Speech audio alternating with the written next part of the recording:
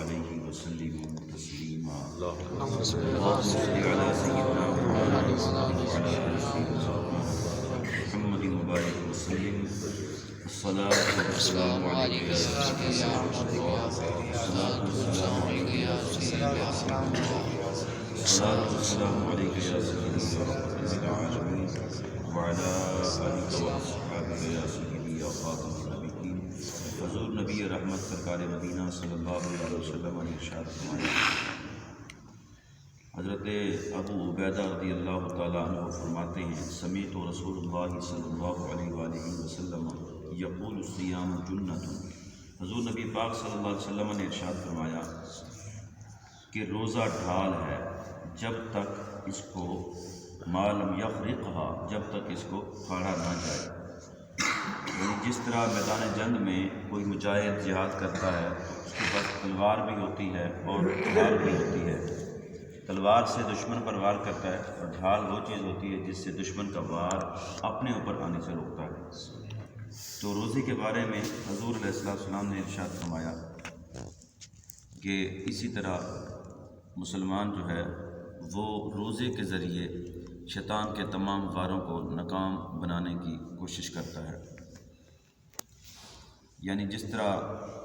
میدان جنگ میں دشمن سے ڈھال کے ذریعے اپنی جان کی حفاظت کی جاتی ہے، اسی طرح روزہ کے ذریعے شیطان کے مکر سے، اس کے فریب سے، اس کے دھوکے سے، اس کے ہر قسم کے چکر سے ایمان کی حفاظت کی جاتی ہے۔ یا یوں کہہ سکتے ہیں روزہ دوزخ میں جانے سے بچنے کا ذریعہ ہے، کیونکہ شیطان کے جتنے بھی مکر و فریب ہیں سارے کے سارے بندے کو جہنم میں لے جانے کے ایک طریقے ہی ہیں، لیکن روزہ ایک ایسی چیز ہے جو بندے کو اس کے چکروں سے بچا کر دوزخ سے بچاتا ہے اور جنت میں لے جاتا ہے۔ عرض کی یا رسول اللہ صلی اللہ علیہ وسلم، روزہ کس چیز سے پھٹ جاتا ہے؟ حضور نے فرمایا ما لم یفرقھا، روزہ ڈھال ہے جب تک اس کو پھاڑا نہ جائے۔ تو صحابہ نے عرض کی حضور روزہ کیسے پھٹ جاتا ہے؟ تو نبی پاک صلی اللہ علیہ وسلم نے ارشاد فرمایا ما لم یدعو قول الزور والعمل به فلیس للہ حاجۃ۔ ارشاد فرمایا او کما قال، جو شخص جھوٹی بات اور برے عمل کو نہ چھوڑے، تو آگے اللہ تعالیٰ نے، اللہ کے نبی نے ارشاد فرمایا فی ان یدع طعامہ و شرابہ، یعنی جھوٹ بھی نہیں چھوڑا بندے نے اور باقی غلط کام بھی نہیں چھوڑے، تو نبی پاک صلی اللہ علیہ وسلم نے ارشاد فرمایا اللہ تعالیٰ کو اس کے بھوک کے پیاسے رہنے کی کوئی ضرورت نہیں ہے۔ یعنی بندہ پیٹ کو تو خالی رکھے کہ جی روزہ ہے، پیٹ خالی ہے، میں کھا نہیں رہا، میں پی نہیں رہا، روزہ ہے، لیکن باقی جو چیزیں ہیں وہ بندہ پوری کرتا رہے۔ اس لیے ارشاد فرمایا کہ ہر چیز کا روزہ ہے، زبان کا بھی روزہ ہے، آنکھ کا بھی روزہ ہے، کان کا بھی روزہ ہے، ہاتھ کا بھی روزہ ہے، پاؤں کا بھی روزہ ہے، ان تمام چیزوں کا روزہ ہوتا ہے۔ زبان کا روزہ یہ ہے کہ تلاوت کی جائے، ذکر الہی کیا جائے، قرآن مقدس پڑھا جائے، درود پاک کا ورد کیا جائے، یہ زبان کا روزہ ہے۔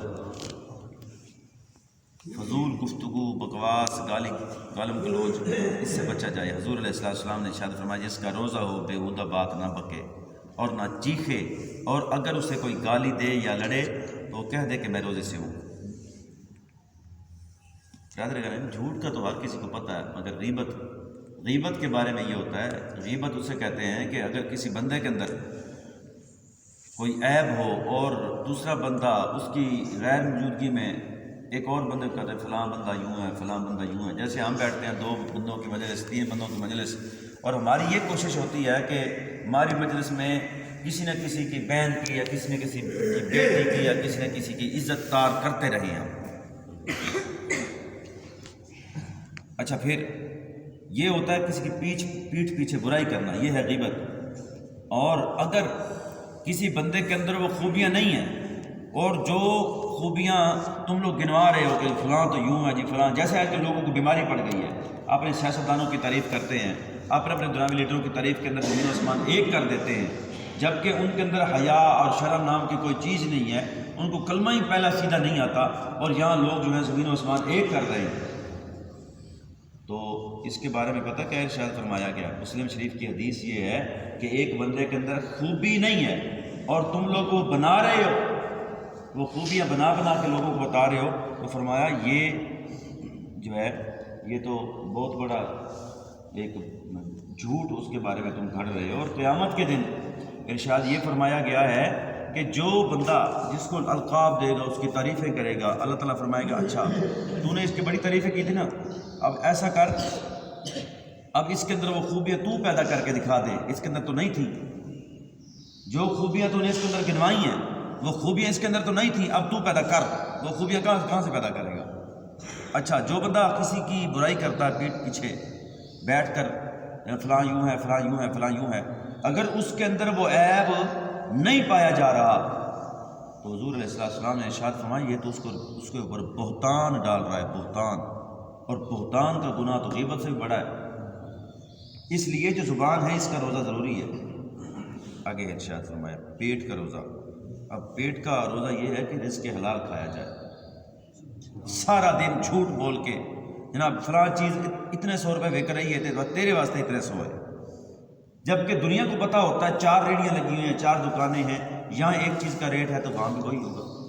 19-20 کا فرق ہوگا۔ یہ تو ہو ہی نہیں سکتا نا کہ تو کہے تو میں تو 600 بیچ رہا ہوں تجھے 500 دے دوں گا، اور اگلا کہتا نہیں میں یار آپ کو 500 ہی دے دوں گا یا 400 دے دوں گا۔ تو بندہ اتنا بہرا اور گنگا اور اندھا نہیں ہے یا کم عقل نہیں ہے کہ بندے کو مارکیٹ کی چیزوں کو پتہ نہ ہو۔ اس لیے جو سارا دن جھوٹ بولتے ہیں اور جھوٹ بول کے رزق حرام کماتے ہیں اور ناپ تول کے اندر کمی کرتے ہیں، لوگوں کا حق مارتے ہیں، لوگوں کے بچوں کی روزی پر جو ڈاکے ڈالتے ہیں، اس لیے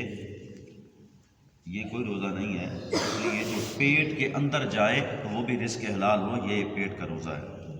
آگے ارشاد فرمایا کہ کان کا روزہ کیا ہے؟ روزی کی حالت میں اپنے کان سے نیک اور اچھی بات ہی سننا، جھوٹ، غیبت، گالی گلوچ، گانا بجانا ہرگز نہ سنا جائے،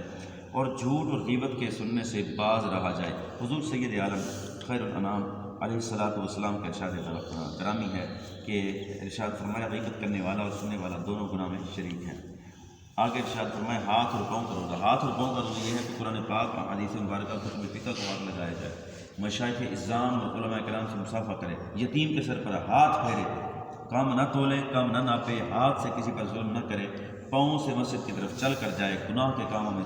کی طرف چل کر جانے سے اپنے پاؤں کو روکے۔ اب ہاتھ اور پاؤں جو ہیں ان کو اگر بندہ روک لے، ہاتھ پاؤں کو، تو یہ برائی سے روک لے تو یہ ہاتھ اور پاؤں کا روزہ ہے۔ اب زبان کے بارے میں کیا حکم ہے؟ اب زبان جو ہے اس کا ہم بتا چکے ہیں آپ کو کہ زبان سے غیبت نہ ہو، جھوٹ نہ ہو۔ قیامت کے دن یہ ہوگا کہ بندے کے جو اعضاء ہیں، یہ جو ہاتھ ہیں، یہ جو پاؤں ہیں، ان کے بارے میں اللہ تعالیٰ فرماتا ہے الیوم نختم علی افواہہم وتکلمنا ایدیہم وتشہد ارجلہم بما کانوا یکسبون۔ ارشاد فرمایا کہ ہاں آج کے دن یعنی قیامت کے دن تمہارے منہ پر مہر لگا دیں گے، تمہارے ہاتھ ہم سے کلام کریں گے، تمہارے پاؤں ہم کے ساتھ تمہارے کیے کی گواہی دیں گے۔ یعنی ہاتھ اور پاؤں بندے کے بارے میں بتائیں گے، کلام کریں گے، یا اللہ یہ کرتا رہا، یہ کرتا رہا، یہ کرتا رہا۔ اس لیے صرف پیٹ کا روزہ نہیں ہے اڈو کھا کے بس، ان چیزوں کا روزہ ضروری ہے۔ آنکھ کا روزہ یہ ہے کہ آنکھ جو ہے وہ کسی قسم کا اس طرح کا سین نہ دیکھے، منظر نہ دیکھے جو اللہ تعالیٰ کو ناپسند ہو۔ اس لیے آنکھ کو حیا سے پور ہونا چاہیے، آنکھ میں حیا ہونا چاہیے۔ جس آنکھ میں حیا نہیں ہے تو پیٹ تو پھر خالی، پھر اس کا کیا فائدہ ہے؟ آگے ارشاد فرمایا دل اور دماغ کا بھی روزہ ہے، دل و دماغ میں حیا کا حسن ہو، عبادت کا خیال ہو، ایمان کا نور اور جمال ہو، مثال الہ العالمین کا خیال ہو، ہر گناہ، ہر لفظ بےہودگی سے، ہر چیز سے جو ہے ایسی چیز سے جس سے اللہ تعالیٰ ناراض ہو، ان چیزوں سے بچت ہے۔ اور دل کہا جاتا ہے اللہ کے گھر، اللہ کا یہ گھر ہے، دل اللہ تعالیٰ ان دلوں میں رہتا ہے، اس لیے دلوں کو اپنے شیطانی وسوسوں سے اور ایسے وہم سے پاک اور صاف رکھا جائے۔ یہ عارفین کا روزہ ہوتا ہے، اور عارفین جو ہے وہ ساری زندگی 2 چیزوں کا خاص خیال رکھتے ہیں، ان کا روزہ پکا ہی روزہ ہوتا ہے۔ وہ روزہ ایک زبان کا روزہ ہوتا ہے اور ایک نفس کا روزہ ہوتا ہے، یہ روزہ عارفین ساری زندگی رکھتے ہیں۔ اور بعض عارفین وہ اپنی زندگی، ایک زندگی جو ہے زندگی کا خاص حصہ گوشہ نشینی کے اندر گزار دیتے ہیں، اور نہ وہ دنیا کے کسی بندے کے ساتھ کلام کرتے ہیں اور نہ کوئی ان کے ساتھ انٹریکٹ کرتے ہیں، کوئی تعلق رکھتے ہیں، صرف اس لیے کہ زبان سے کوئی اس طرح کا لفظ نہ نکل جائے کہ سب کچھ برباد ہو جائے۔